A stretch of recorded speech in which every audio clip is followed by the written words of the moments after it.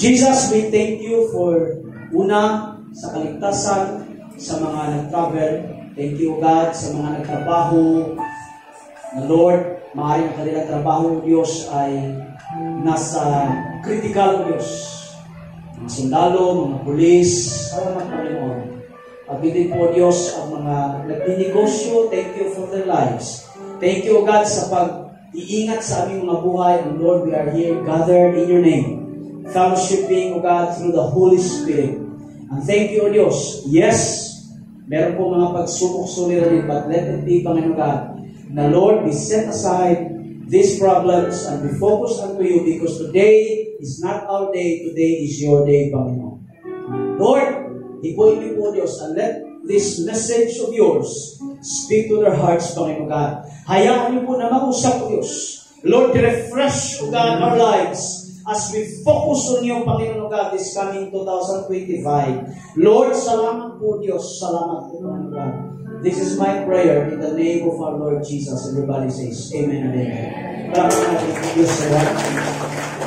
Thank you. So settle down, no? Settle down. Let me acknowledge, no, the visitors. One more time, no? Nakita dito, no? So sila Kuya Luigi, Nina, si Sean pala, Rain, Megan, Cyril, Syra. So, hindi lang po ako nagbabalik dito, ano? Ito mga visitors, palakpakan po natin ito mga bisita po dito. Pero ang higit sa lahat, at palakpakan din po natin, yung mga tao na nag-invite nito, mga iksol, mga kapatid, no? Praise the Lord! Salamat po. Kung sino man nag-invite, alam mo ng Panginoon. Oh, okay. So, ako lang pala ang bisita dito. So, dapat ako ang welcome dito, ano? So, praise the Lord. At hindi lang po, ano, meron po tayong nagbabalik, ano? At I don't know kung bisita lang ito or ano. Una, nag-chat sa akin. Nauna na pala sa akin, no, si Ate May, no? Si Ate May. Pala si Ate May. Ate, tayo ate! Ayan si Ate May po, ano? Kasi salamat. Pamangkin po yan ni Ate Sol. No? Nung panahon po na malayo po ito, taga-tansa na ito, no?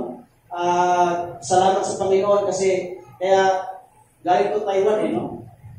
Magnet natin na tayo, mga magnet na kalooban. At higit sa lahat, no? At dito lang din kami nag-uusap kami, nag-chat kami sa Messenger at lagi ito nag-i-invite ng kape. Sa wakas, matutuloy na siguro to. Praise the Lord, no? I-welcome po natin ang isa po sa anak ni Tita May. Hindi po ito bisita, no? Dito po sa mga hindi po nakakalam, ito po yung sa panahon po na walang drummer, ito po yung drummer po namin. Okay, sa totoo lang. Ito po yan. Baka hindi ko alam yan, no? Palakpan po natin ang pagbabalik po ni Kuya Noy. Pwede tayo ka, pwede tayo. Okay, hallelujah, no? Si Kuya Noy po, no? Mas maganda po si Russell, ha? Baka sabihin niyo po, no? Mas kuya po si Russell, ano? At si Kuya Noy po, doon na po siya may nakabase sa Borongan. Tama ba kaya? Borongan. So, welcome back, Kuya Noy, no? Dito lang din tayo nagkita, no? Dito tayo nagkita. Nagkaka-chat-chat na tayo. Sabi niya, sige Kuya Jeff, pagdating po sa Cavite, magkapihan tayo. Ngayon lang kami nagkita ulit, no? For the very first time, no? Salamat sa Panginoon. At it's nice to be back, mga kapatid, mga kapatid ko sa Panginoon. Amen? Hallelujah. So, tayo po ay hindi rin po nabakante ang ating, praise the Lord, ang laki na po ng ating offering box. Praise the Lord, ito po ay Ark of the Covenant na. Ito po ay sanhin, mga iksyon. Hallelujah. Mga kapatid na, ibig sabihin talagang, hindi na po conforme yung mga maliliit na mga ano. Kaya maganda po yung palakpakan yung mga Diyos. Hallelujah. So, namiss ko po kayo lahat mga kapatid ko sa Panginoon. So, tayo po ay tuloy-tuloy, no? So, remember God. Remember God. Now, before ko po let me tell you about the context. Sir, welcome po ulit, sir. Ngayon na nakita ulit, sir. Ang dami ko na pong atraso po sa inyo doon sa summit, ano? So, praise the Lord. Ito po story na ito, mga isuon, about Joshua, because sa panahon na ito, una, tatigin mo ang katabi mo at kurutin sabihin mo, mag-focus ka sa pastor. Come on. Total naman kayo, nakaupo na kayo dyan, ano? Kahit na sinusuko kayo nalulipap dyan, focus pa rin kayo sa akin. Let us enjoy the presence of the Lord. Amen? Amen ka mga kapatid? So, ito yung mga exon. Joshua, this is a very good story. No? Joshua and Caleb and all the second generation of Israelites, nung sila po ay kinuha ng Panginoon mula po sa Ehipto, marami na pong namatay. At ang kauna-unahan nilang leader ay sino? Si Moses. But Moses sa panahon na ito ay patay na. Patay na si Moses. So ang natitirang pinuno o leader ay si Joshua at saka si Caleb. So inutusan ng Diyos si Joshua na kailangan niyong tumawid sa ilog Jordan para kayo ay makapasok sa land of promise. Hello? Buhay pa ba lahat? Buhay pa lahat? So mga kapatid, magkaiba po ang Red Sea na yung hinati ni Moses, yung tumawid yung mga tao, iba po yun. Iba din po yung tinatawag po natin na Jordan River. Okay? Because may dalawa na hindrance para sila ay makapasok saan? Sa land of promise. Number 1, Kuya is the Jordan River, and yung pangalawa is the Jericho City. Pero hindi mo natin pag-usapan yung Jericho City. Ang pag-usapan natin is the crossing of the Jordan River. So, huwag na natin basahin, ikikwento ko na lang sa inyo. Inutusan ng Diyos si Joshua because Joshua is the leader of the time. Sabi niya ngayon, Joshua, para makatawid ka sa ilog ng Jordan, kasi masyado pong malawak ang Jordan River, mga Exodus, malawak po, malawak pa kapatid at malalim. Sabi ni Joshua, paano po kami makakatawid? Ang sabi ng Panginoon, paunahin mo ang mga pastor. Bitbit ang Ark of the Covenant, the moment na makapasok sila o yung kanilang mga paa ay makaapak sa tubig ng Jordan, immediately titigil ang ilog Jordan. Amen? Nandiyan po tayo? Okay? Pagkatapos niyan, pag nasa gitna na ang mga pastor na bitbit ang Ark of the Covenant, lahat kayo tumawid. Now, I'm not talking about hundreds of people. And I'm not talking about thousands of people. I'm talking about millions of people. Nandiyan pa ba tayo mga kapatid? So, the moment mga kapatid ko sa Panginoon, nabuhat-buhat ng mga pastor, ang Ark of the Covenant, at habang ang kanilang mga paa ay umapak sa tubig, huminto ang tubig. At naging dry land. At lahat ng mga tao, Israelite, ay tumawid. Hindi po dyan natapos. Because God said to Joshua, nung nakatawid na sila lahat, at ang mga pastor ay naiwan doon sa gitna ng ilog, dry land. Ang sabi ni Joshua, ano yung Panginoon? Kuya Joshua, pumili ka ng isang tao o isang representative sa bawat tribe na lalaki. Kasi 12 tribes. Anong gagawin, pastor? Simple lang. Parang ginanahan ako eh. Kasi si pastor po, sa mga hindi po nakakaalam, tumatambling po pag nag-preach. Kumakain po ng bubog at bumubuga ng apoy.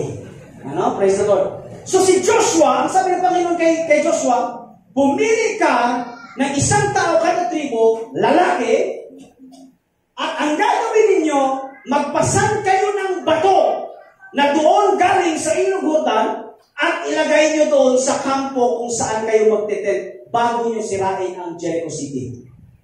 Are you with me, guys? Are you with me? So to make a long story short, sila po mga kapatid ay nung nakatawid na pumili si Joshua ng 12 na mga tao at lahat sila pumulot ng bato. At pagkatapos tumawid, si Joshua, pinatong-patong niya ngayon ang bato. 12 bato. Ang sabi ng Panginoon, kapag nagtanong ang inyong mga anak, para saan itong bato? Sabihin mo sa mga anak na ito ay palatandaan na kami ay nakatawid sa ilog Jordan. Ito ay gawa ng Diyos na kami ay nakatawid sa ilog Jordan. Sino po dito ang may mga anak? Itaas ang kamay. Ako, may anak na ako. Salamat po. Baba na po. Sino po dito ang mga anak? Mga bata, itaas sa kamay. Makinig kayo mga anak. Mga anak, makinig kayo. Okay? Makinig kayo. Ang pananampalataya ng inyong magulang ay siyang nagiging batong pundasyon na every time na magtanong ka, Ma, bakit sa kabila ng pagsubok na natiri tayong nakatayo, sabihin mo, it's not because of us, it's because of God. Amen. Ano ang palatandaan at patunay ng bato? Ano ang simbolo nito? Isa lang. Nakatawid ang Israelita sa ilog Jordan. Now let me tell you, lahat tayo nakatawid sa taong 2024. Amen. Amen. Tapikin mo ang katabi mo, sabihin mo, praise the Lord, nakatawid tayo. Hallelujah! Amen! Amen! Parang kami mga Diyos! Nakatawid tayo 2024! May kaso dito, may kaso doon, pagsubok dito, pagsubok doon, sakit dito, sakit doon, utang dito, utang doon. But, after all, at the end of the day, nakatawid tayo 2024. Oh! Hallelujah! Can I hear amen? Next slide, please. Now this is amazing reflection of God. Can you please read the red text? Kayo magbasa, mga kapatid. 1, 2, 3, go. Okay, children. Please, eyes on the blackboard. And basahin po na. Next, ate. Yan. 1, 2, 3, go.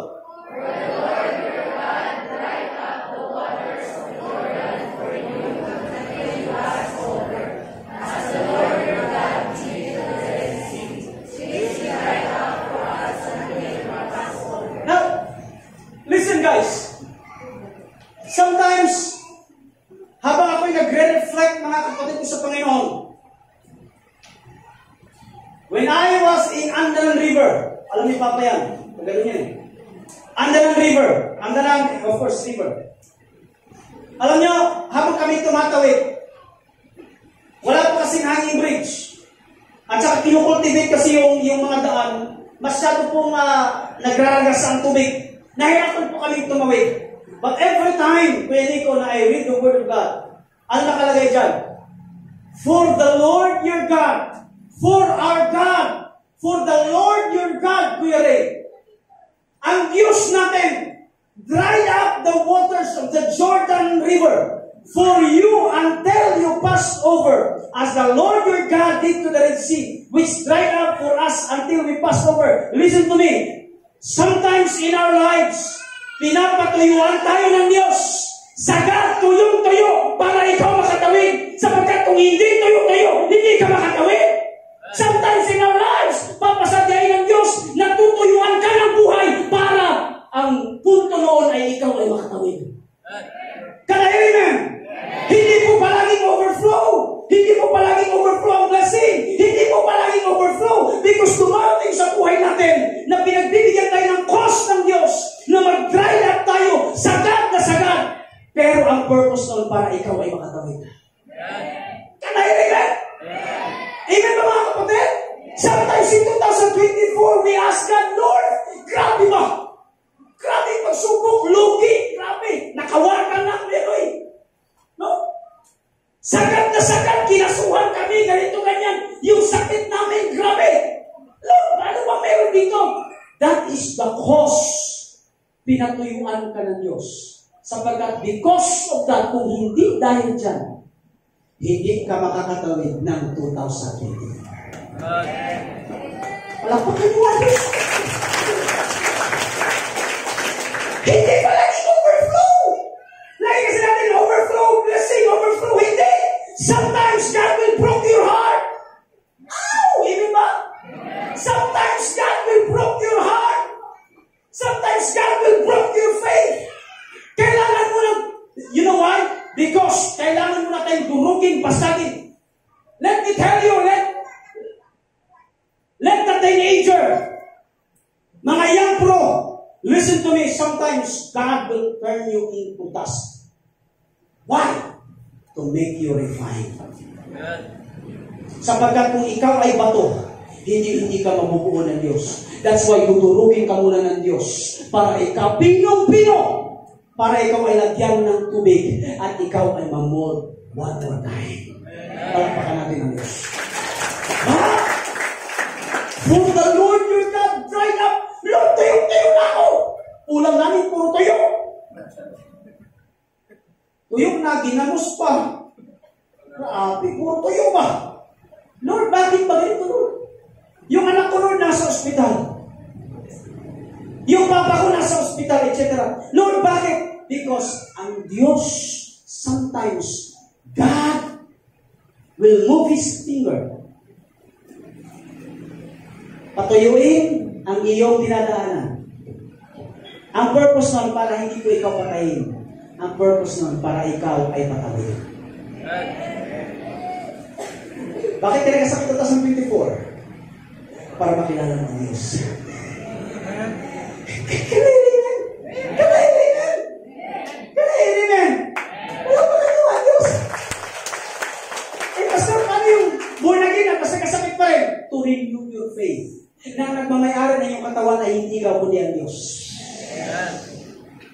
Amen. Lord, nag-away kami ng mag-asawa, Lord. Well, that is the cause na pinatuyo ng Diyos.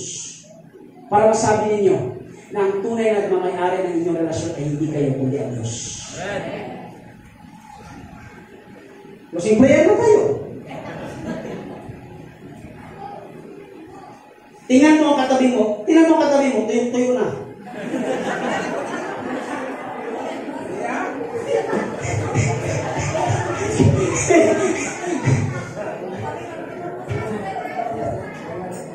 Yan, sa kakabanat mo kasi, kakabanat mo, tuyo na. Ha? Sa Bisaya, uga. Sa mga Bisaya ba, uga? Hindi, pastor, nagmumoist pa rin. Huwag ka, pastor. Totoo. You know why? Sometimes God will cause us problems. Why? Para tayo po ay makatawid. Amen ba? Bago ako magpatuloy, actually, introduction pa lang ako eh. Kaya sabi ko, susulitin ko eh. Alam niyo, minsan namin nagkakatsakan, pastor, miss ka na namin, pastor. Tapos pag nagpipit siya ko ito, tulog, Nasaan yung logic doon? So let me tell you guys. Yung katabi mo, kurting mo na, hindi natapit. Sabihin mo, okay lang na maging tuyo. Come on.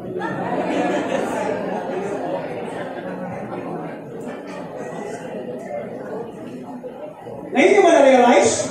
Sa tingin nyo, kung hindi pinatuyo ng Panginoon ng Jordan, makatawid sila? Of course not. Sa tingin nyo, kung hindi kayo pinatuyo ng Diyos, makakatawid kayo? Of course not. God will cause to dry up the river so that ikaw at ako ay makatawid na 2024. Huwag nyo sabihin na ikaw ay nakatawid 2024 because of your own. No! Nakatawid ka because of God. And let me tell you, what if a failure is a form of blessing? Woo! What is a failure is a sign of blessing. Let me tell you that. Bakit nung naging gusto ka na una na lugi ka kasi hindi ka para dyan? Bakit nung may kasintahan ka, naghiwalay kayo? At sabi mo siya na talaga, pero hindi talaga katuluyan. Pastilan. Hindi ka nagkatuluyan. Masasabi mo bang, Lord, grabe ka? Grabe talaga si Lord. Kasi mas mahal ka ng Panginoon kaysa mas mahal ka niya. Palakpak dyan, pakpak, soon! Napabata ng Exxon? Boy ka ba lahat? Bahala na. Kasi press pa Mindanao, kaya minsan may halong Bisaya, pwede. Halong Bisaya ko din. Okay? Sige, dalawa lang ating punto. Bakit kailangan natin alalahanan ng Diyos? Remember God. Number one, because man by nature tend to forget.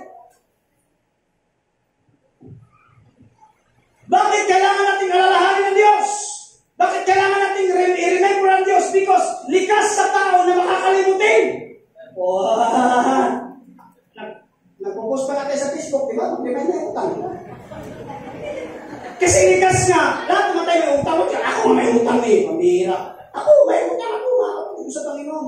Man by nature, kasi kung di ako nakautang, hindi ako makabalik dito. Oo naman. Ayan, saksi naman si Mrs. Oh. Kaya, thank you Lord sa utang din. Kasi si Papa, kaya minsan, nahihiya na ako mag-post sa Facebook. Kaya tuloy ang post ko sa Facebook, wala nang mukha. Puro fags na lang, kahoy. Kulang na lang yung uot, pipicturan ko at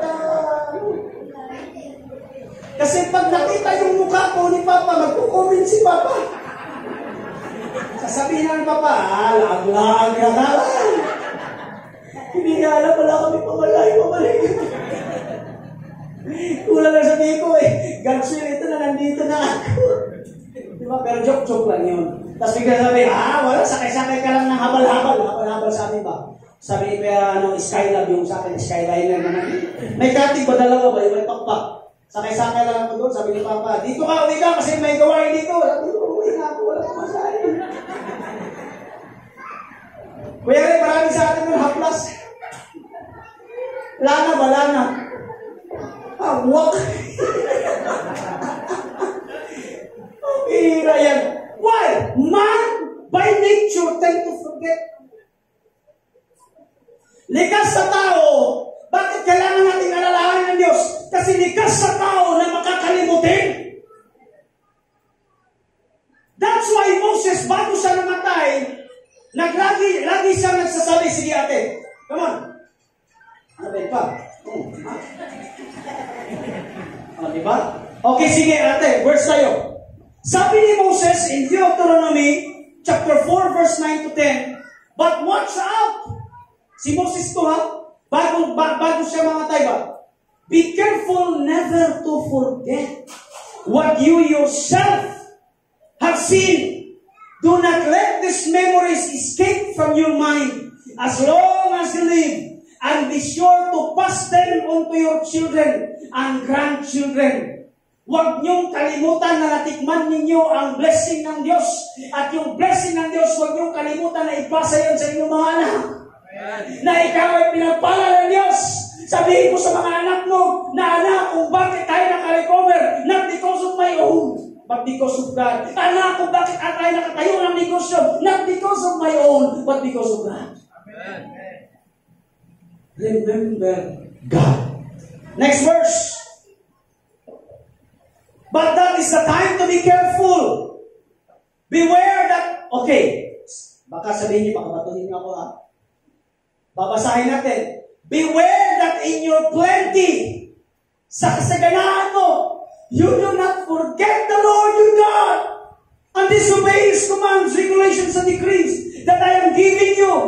For when you have become full and prosperous, and have built fine homes to live in, next verse, and when your flocks and herds have become very large, and your silver and gold have multiplied, along with everything else, be careful. Do not become proud at the time and forget that the Lord your God who rescued you from slavery in the land of Egypt, hindi po masama, mga kapatid, ang yumaman. Hindi po masama ang pasaganahin. Ang masama lang kung kalimutan ng Panginoon sa panahon ng iyong kasaganaan. Can I amen?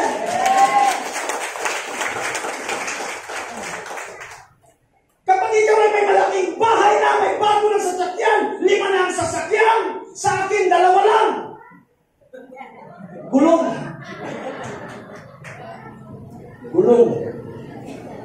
Muntik pa kaming dyan sa gitna. Hindi pinapaandar, wala na yung langis. Hira yan. Sa panahon, hindi po masama, sabi ng Panginoon.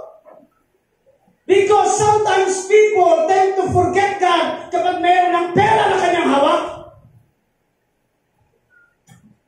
That's why God calls you to dry up para maalala mo ang Diyos. But let me tell you, yung pagka-dried up mo, it's not permanent. It's just a temporary. Na sometimes i-drain ka ng Diyos. Because let me tell you, hindi ka i-fill up ng Diyos kung ikaw ay puno. And God will dry up you first para ma-refresh ka.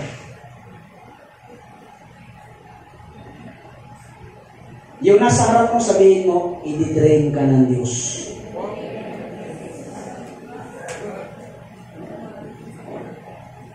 Wow. Next verse. He did all this so you would never say to yourself, see?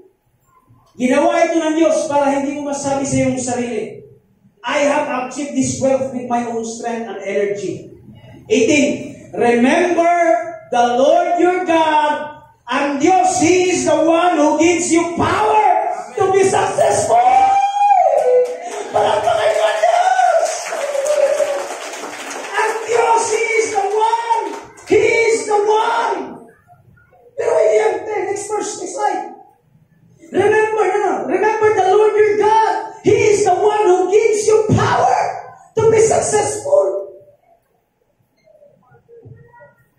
Kaya marami kang kliyente sa patahian kasi ang Diyos ang may sanhi niya. Can I hear amen? Amen. Sa sobrang pinagpala natin, tayo na mismo sasabi, Pastor, grabe, busy ako, Pastor. Kapoy na kayo, Pastor. Tahian, Pastor. Pastor, overtime hindi ko, Pastor. That is a blessing. Remember the Lord your God. He is the one who gives you power to be successful. Hindi mo diskarte yun.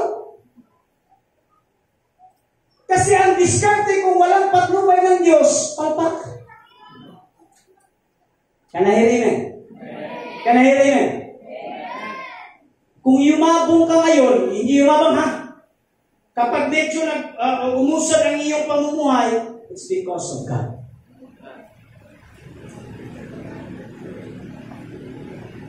Sa mga magtatay sa offering, gawin niyo na itong versikulo. Huwag na puro malakas Christis. Ito na.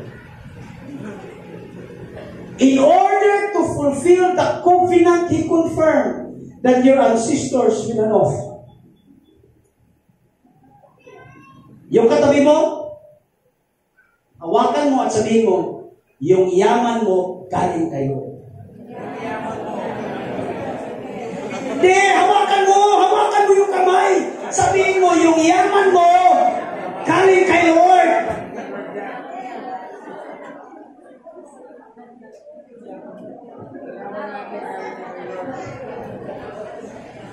Sinet up ko na yung context ng ganun para sabi pag sino mamaya ang mga depress sa atin, sabihin ko, yung yaman mo, galing kay Lord yan. Pakainin mo ang pastor.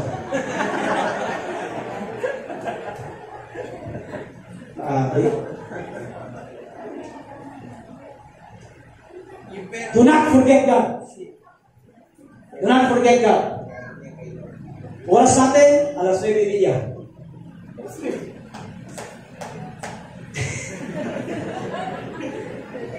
Sila, parang paulong.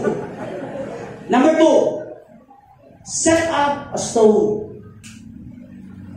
Set up a stone. Now, let me tell you. Joshua chapter 4, 6-7. We will use the stones to build a memorial in the future. Your children will ask you, what do these stones mean? Then you can tell them, they remind us that the Jordan River stopped flowing when the Ark of the Lord's Covenant went across. The stones will stand as a memorial among the people of Israel forever. Now, ang story, nakatawid sila. Tingin kayo sa akin. Pero hindi nyo natanong kung gaano kabigat yung bato.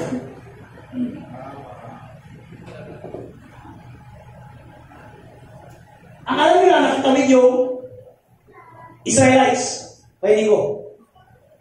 Pero tinanong ko ang Bible, sinerch ko kung gaano ba kabigat yung bato na pinasan ng mga tao ng 12. Hindi na yan. Gaano ba kalayo mula sa Ilog Jordan papunta doon sa Gilgal kung saan sila magtitent. Base sa commentaries, and I was, woo! Ang bigat ng bato na pinasan ng kada tao is 50 kilos. Well, wait lang, kaya ko naman, pastor. Magbagaan lang yun. Yung mga nagtitinda yung bigas ba? Di ba? Nakita ko sa palengke. Ano lang, si sir lang yung 50 kilos. Kahit si sir, kaya 50 kilos. But sir, bigas yung pinag-uusapan sa palengke. Eh yung pag pinag-uusapan sa Jordan, bato. It's a solid. Ang bigas, kapag pinasan mo, kaya pag sasablay ba? Oh. So, nakukontrol mo yung balance. Ang bato, mabibigay mo ba yung bato? So that is a solid rock, Kuya Noy. Kinuha nila yan, 50 kilos. Wala na ito. Ayan, nagdrama na si Pastor. Dito nyo na-miss ko si Pastor Jeep eh. Habang ang mga bitbit nila yung bato. Pagkatapos bitbit, anong utos nila? Anong utos ng Diyos? Dalhin doon sa tent, ilang kilometro. Now, I'm not talking about dito papuntang Capitol Hills, dito papuntang Korean Hospital, dito hanggang bayan. No, I'm talking about 7 kilometers. 7 kilometro! Bitbit nila ang bato. Tignan mo, para na ako nagdadramatize dito. Palagpakan naman ako dito, mga iso. Effort to. Bitbit nila ang bato! 7 kilometers! Now, hindi ko alam yung kilometro kung saan dito ay ilang kilometro sa Gasparanaik? 9? 10? O parang gano'n, parang naik, parang Sabang. Pero yung bibit-bitan mo ito papuntang Sabang. Hindi pwedeng walang pahingaan, bit-bitin mo ito. Bit-bitin mo ito. Now, maaari nagtatanong kayo, bakit? Bakit kailangan magbitbit? Bakit kailangan magbitbit? Because yung bitbit na yan, yun yung magiging simbolo na ikaw ay pinagpala ng Diyos. Ibig sabihin mga kapatid, mag-set up tayo ng bato, sabi ni Joshua, para kapag nagtanong ang inyong mga anak, ano ang bato na ito? It means na ikaw ay pinagpala at nakatawid. Amen. Let me talk to your heart to heart. Isa. Dito lang ako magtatapos.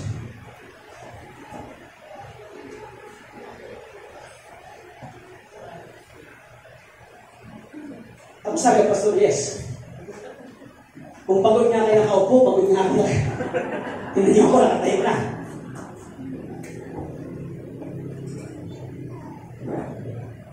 Sometimes you ask God, Lord, akala ko 2025 okay na ang lahat. No. Yung bato na bitbit mo noong 2024, bawat isa sa atin ay may bitbit na bato. Bato ng problema. Bato ng sakit. Hindi po sakit sa bato. May mga bitbit tayo na suliranin. 2024. Can I hear amen? Bitbit natin yung bato. Yung bato na yung pagsubok yan. Pero yung bato na yan, yun ay palatandaan na ikaw ay nakatawid sa trinan. Yung bato na yan, yung pasanin mo, yan ang palatandaan, guys, na ikaw at ako ay nakasurvive sa 2024. God will not remove that stone from you. Listen to this. God will not remove that stone for you, but He will help you pasanin ang bato. Maaaring ang bato ninyo is depression. Bitbit niya. Maaaring ang bato ninyo is utang. Okay lang yan. Maaaring ang bato ninyo is ang asawa mo. Maaaring ang bato ninyo is kapitbahay ninyo. Maaaring ang bato na pinapasal mo, kuya, is yung mga nawalang gamit sa'yo. Maaaring ang bato, mga kapatid, is kawalan. Maaaring ang bato ninyo is yung pamilya na nasa ospital. Maaaring ang bato ninyo is yung mismong sakit ninyo. But let me tell you, yung bato na pinapasal ninyo, yan ay palatandaan that God is faithful. Na ikaw at ako nakatawid sa 2024.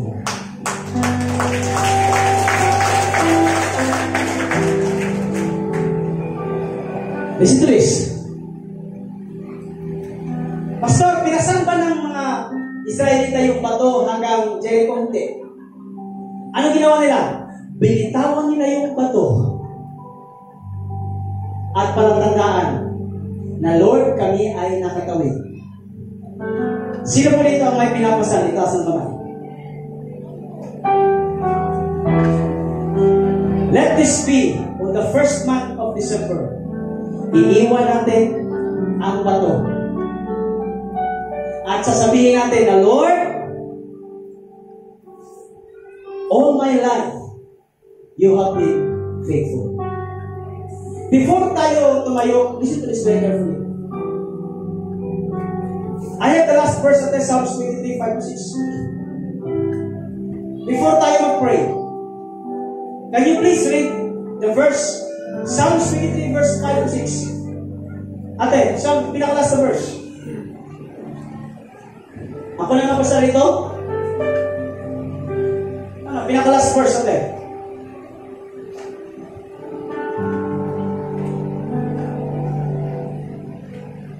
Okay, sige.